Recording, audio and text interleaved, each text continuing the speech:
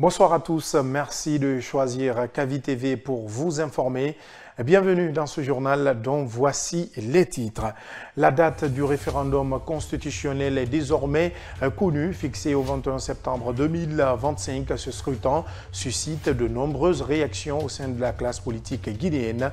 Si certains croient en la tenue effective de cette échéance électorale, d'autres expriment des doutes. Réactions croisées à suivre dans un instant. Un nouveau billet de 20 000 francs guinéens est en circulation depuis ce mercredi 2 avril 2025. C'est une annonce de la Banque centrale de la République de Guinée. Elle explique que cette nouvelle coupure est dotée de caractéristiques de sécurité renforcées et cohabitera avec les anciens billets de 20 000 francs guinéens jusqu'à leur retrait définitif. Voilà pour les titres.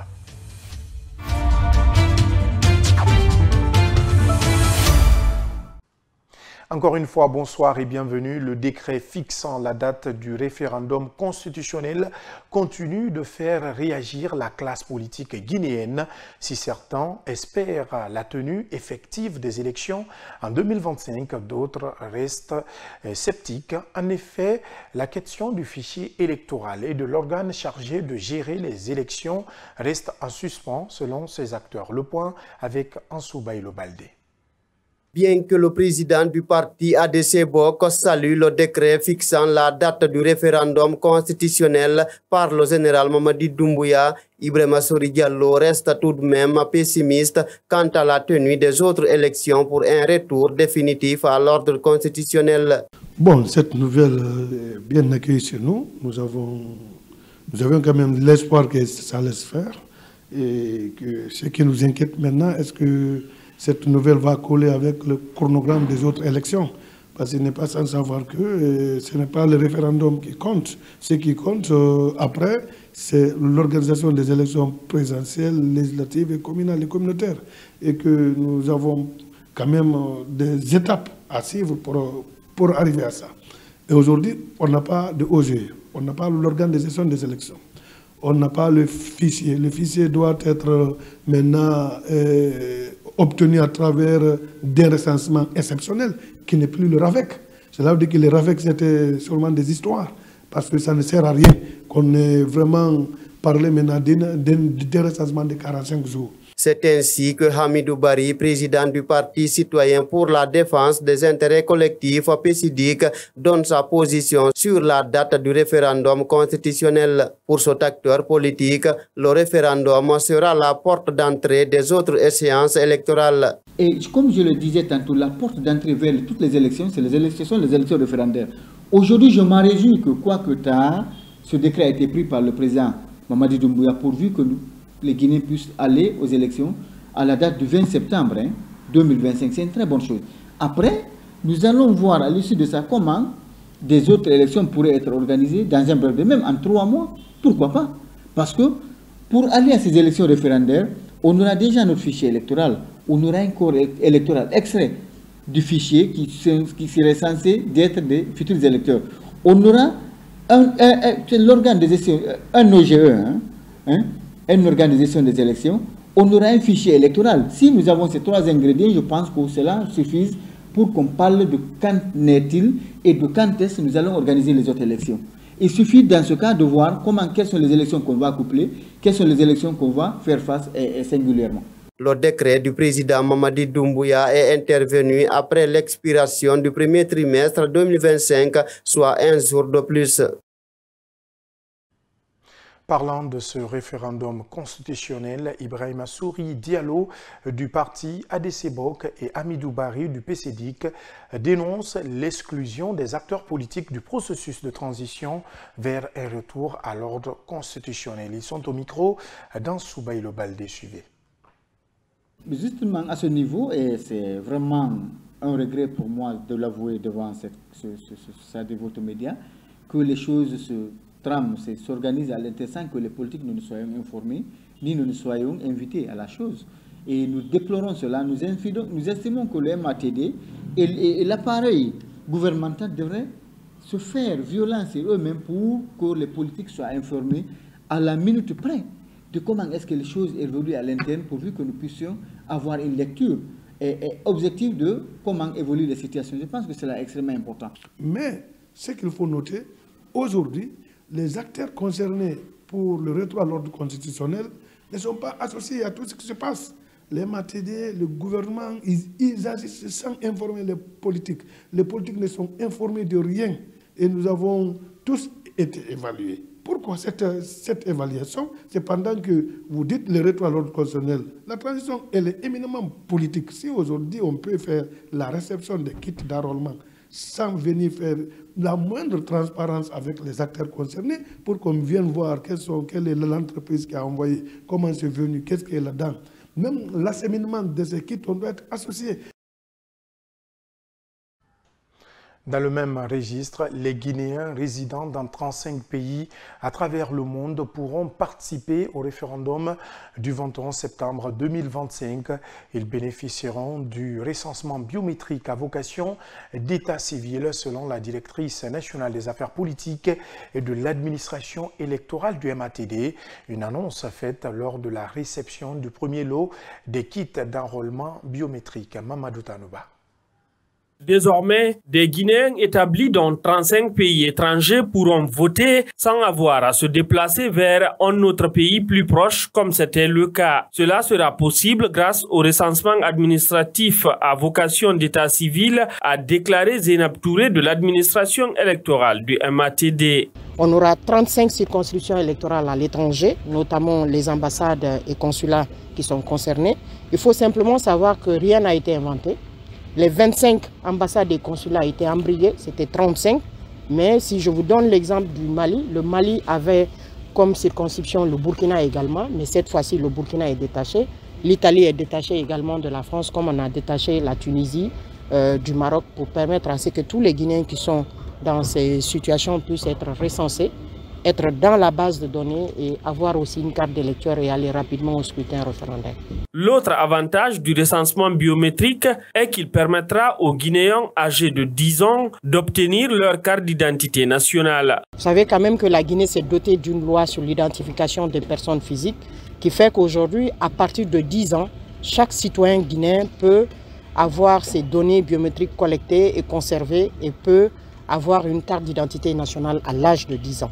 Donc ce processus va nous permettre de constituer le registre national des personnes physiques et le fichier électoral de façon concomitante, comme c'était prévu dans le processus de mise en œuvre du programme national de recensement administratif à vocation d'état civil. Le recensement biométrique de la population sera un facteur déterminant pour l'extraction du fichier électoral. Affaire Zogota, vous vous rappelez sans doute de ce dossier brûlant. En novembre 2020, la Cour de justice de la CEDEAO a condamné l'État guinéen à verser 4,56 milliards de francs guinéens en compensation pour sa responsabilité dans les tueries de Zogota en août 2012. Toutefois, cette décision n'a toujours pas été appliquée. L'avocat maître Pépi Antoine Lama, en déplacement sur place récemment, regrette cette situation. Il est au micro de Mamadou Tanouba. C'est vrai, vous savez, depuis 1958 jusqu'à nos jours, plusieurs crimes ont été commis dans ce pays. Certains ont été jugés, d'autres ne l'ont pas été. Pour les crimes de Zogota, la justice guinéenne n'a pas bougé. Et la justice internationale, à travers la Cour de justice de la CEDEAO, a retenu la responsabilité de l'État et a exigé que les victimes soient non seulement indemnisées, mais que les auteurs de cette atrocité soient jugés. Mais malheureusement, depuis l'intervention de cet arrêt jusqu'à nos jours, rien n'a bougé et les victimes n'ont que leurs yeux pour pleurer pour le moment. Je vous le disais en titre, la Banque centrale de la République de Guinée, BCRG, annonce la mise en circulation des nouveaux billets de 20 000 francs guinéens à compter de ce 2 avril 2025, dotés de meilleures caractéristiques de sécurité et d'un design modernisé. Ce billet cohabitera avec les anciennes coupures jusqu'à leur retrait progressif. Les détails avec Bangali Camara. Centrale de la République de Guinée, BCRG, vient d'annoncer cette mise à jour. Un nouveau billet de 20 000 francs est sur le point d'être introduit. Selon cette institution financière, le billet innovant comporte des mesures de sécurité avancées conçues pour lutter efficacement contre la contrefaçon. Les éléments clés comprenant une technologie de pointe, des filigranes distincts, une encre variable, une micro-impresseur et des caractéristiques tactiles. Selon la BCRG, cette nouvelle monnaie est conçue dans un souci d'efficacité économique et de durabilité environnementale. La Banque centrale de la République de Guinée vise une plus grande durabilité tout en réduisant l'impact écologique. Le communiqué de presse de la BCRG affirme que ce nouveau billet de 20 000 francs circulera avec la série existante jusqu'à nouvel ordre. À Siguiri, l'exposition des aliments de consommation directe à l'air libre dans les marchés est devenue une pratique courante et une situation préoccupante d'ailleurs car ces aliments sont consommés sans précaution sanitaire, augmentant les risques pour la santé publique. Pour mieux comprendre les dangers encourus, Ousmane Osekondé, notre correspondant basé à Siguiri, a recueilli les avis de médecins et des citoyens. Suivez son reportage grand format. L'aliment, essentiel à la croissance physique et mentale de l'homme, est une substance nutritive de première importance. Pourtant, de nos jours, les aliments destinés à la consommation directe sont fréquemment exposés à l'air libre dans les marchés. Une pratique qui, selon un médecin généraliste, a des conséquences sanitaires graves pour la population. Je vais vous faire comprendre qu'à Siguiri, actuellement, là où nous sommes, il y a trop d'insalubrité. Mais l'insalubrité, c'est quoi dans un français simple? C'est l'exposition comme ça des aliments, comme vous dites, c'est-à-dire aux agents pathogènes, les agents qui peuvent donner la maladie aux gens. Et cela a une grande conséquence sur la population et a une grande conséquence au niveau du gouvernement. Parce que s'il y a trop de l'instabilité des aliments, par exemple, qu'est-ce que vous allez comprendre? Vous allez comprendre que la consommation de ces aliments-là peut causer assez de maladies. Donc, il y a plusieurs maladies, c'est-à-dire en fonction des pathogènes différents. Parce que quand l'aliment est exposé d'abord à la poussière, ça peut être contaminé par des agents biologiques différents, tels que les salmonelles par exemple, les salmonelles typhi, paratyphi, et autres bactéries. Maintenant, une fois que la population arrive maintenant à consommer ces aliments, qu'est-ce qui est la conséquence de ça? C'est pour donner la maladie à la population. La conservation de ces aliments à l'abri des intempéries est cruciale. Cela permettrait de limiter la propagation de nombreuses maladies dangereuses pour la santé publique, déclare Dr Abdoulaye Bachir Kondé. Il souligne également l'incivisme de certains vendeurs et appelle à sensibiliser les commerçants, notamment les femmes, à ne pas exposer leurs produits alimentaires pour le bien-être des consommateurs. Ce que moi je veux dire à la population de Siguiri, d'abord, il faut être un bon citoyen. Pour être un bon citoyen, il faut respecter la citoyenneté d'abord de ton pays. Par exemple, sinon, par rapport à ces cas, par exemple, il y a des structures qui sont là-bas pour gérer ça. Je prends un exemple, le contrôle de qualité, par exemple, doit veiller sur ça. Mais bon, avant d'arriver encore dans le contrôle de qualité, on doit faire une prise de conscience. On doit mettre en tête que, franchement, c'est notre devoir de protéger nos prochains. Parce que ce qui est mon droit, c'est ça qui est le devoir de tes prochains. Chacun doit être d'abord sa propre police. Alors, ta conscience doit te guider pour dire que franchement, moi je suis vendeur, ou bien moi je suis vendeuse de ces aliments qui peuvent contaminer facilement les gens. Avant de les vendre, voici le comportement que je dois faire.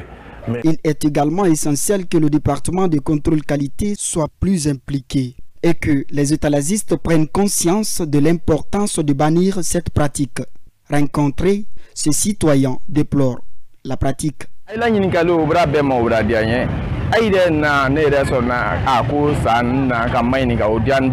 Vous avez bien fait de poser cette question.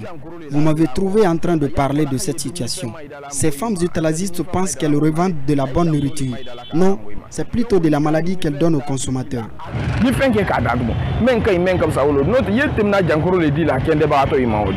L'insalubrité alimentaire atteint des niveaux inquiétants dans la ville aurifère, devenant un facteur majeur de nombreuses maladies et un véritable danger pour la santé publique.